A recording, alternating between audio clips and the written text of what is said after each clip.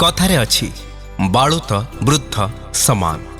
छोट पिलार जत्न जेमिति नेबार अछि, वृद्ध अवस्थारे मध्य सेमिति जत्नर आवश्यकता अछि। आजिकाली समय रे विभिन्न कारणरू वयस्क माँ बापा माने पिलामानंक पाखरे अलड़ा होई पड़ुछंती, जद्वारा सेमाने अवहेलित अवस्थारे संकटमय जीवन अतिबाहित करुछंती, जहा असह्य होई पड़ुछि समाज पई। से दृष्टिरू ओडिशा राज्य सरकार वरिष्ठ नागरिक मानंकर जत्न और सुरक्षा दिगरे आर्थिक अनुदान भित्तिरे उभय सरकारी और बेसरकारी संस्था मानंकर सहयोगितारे वृद्धाश्रम जराश्रम मान प्रतिष्ठा करी शेष जीवन रे बोझशून्य जीवनर प्राण प्रतिष्ठा करिबारे सहायक होई पारिछंती। मो स्वामी चली जाए पर मते बहुत निर्यातना देले, निंदा को डरिकी मैं घर बाहर की जहाँ कहतु मुझे डरिकी रही। मत बारंबार कले साई पड़िशा बाड़िया माड़ दांड मझे कले, मुझे कहली शेष को जी कलेक्टर ऑफिस की मैं जिलापाल ये आणिक छाड़े ये छाड़ा पर ये आश्रम अच्छी भले अच्छु खाଇବା ପିଇବା सीताराम दे दिह मुंड देखा सुना कर डाक्तर डाकुची सकाल उठिकी टे बाहर को टे आसुच आसिक गाधुआ गाधि कर भजन भजन भरुचु आमको जी आईपर आसिक जलखापाती खाऊँ खाई फिर बसा उठा कर पुणी 8टा 9 10 रोसई खाया खाऊँ खाई बसुचु कथा गपसप होचु। आम भी सरकार सब सुविधा कर नवीन बाबू आमको ये भारी भले रखिंट एटी भाई मैंने समस्त भले भले आसिक बुझुंट आमर किसी असुविधा ना आम जीवन आम घर कथा भूलीगलु।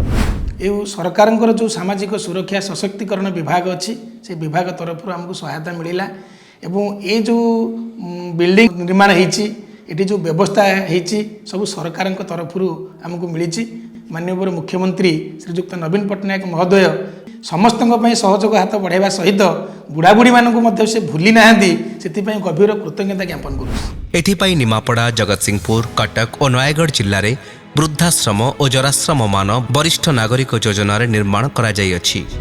100 जन वरिष्ठ नागरिकों 25 जन लेखाएं 4 गोटी कोठरी रे अवस्थापित करी सेमानंकु बिना बाछ विचार रखी सबु वर्गर वरिष्ठों को मागणा खाद्य लुगापटा डाक्तरी चिकित्सा एवं अवसर विनोदनर समस्त सुविधा सुजोग जोगाई दिया जाउअछि। एथिपाई सामाजिक सुरक्षा और भिन्नक्षम सशक्तिकरण विभाग ओडिशा सरकार तरफरु 61,25,400 टंकार व्यय बराद करा जाइछि। तत्सहित वरिष्ठ नागरिक मानकर मनरे एकाकीपणता को दूर करी राज्यर समस्त जिल्ला रे केंद्र सरकार द्वारा प्रचलित अटल वय अभ्युदय योजना माध्यम राज्य सरकार सहयोग भित्तिरे वयोज्येष्ठ नागरिक मानक पई फिजियोथेरापी क्लिनिक भ्राम्यमाण मेडिकेयर यूनिट मान प्रतिष्ठा तथा सुपरिचालना करी निश्चित जीवन सुरक्षार भरोसा मिली। एही योजना रे केंद्र सरकार और राज्य सरकार तरफरु अनुदान प्राप्त होई यथाक्रमे 91टी वरिष्ठ नागरिक निवास केंद्र परिचालित हेउछि। असुविधा समय रे एकाकी जीवन जंत्रणार मुक्ति देबा पई टोल फ्री नंबर 14567 दिन 8टारू राति 8टा जाए 12 घंटा अनवरत भावे संपर्क स्थापन पई खोला रहिछि। सामाजिक सुरक्षा और भिन्नक्षम सशक्तिकरण विभाग तरफरु राज्यर 10टी जिल्ला रे इंटीग्रेटेड इंफ्रास्ट्रक्चर कॉम्प्लेक्स बा श्रद्धालय मान निर्माण हेउछि। सब क्षेत्र में वरिष्ठ नागरिक मानंकु समान अधिकार रे सम्मानर सह मुंडटेकी बंचिबार गर्व ओडिशा सरकार सामाजिक सुरक्षा और भिन्नक्षम सशक्तिकरण विभागर प्रचेष्टा सरकारी योजना माध्यम दूरदृष्टि योजनार शुभ फल।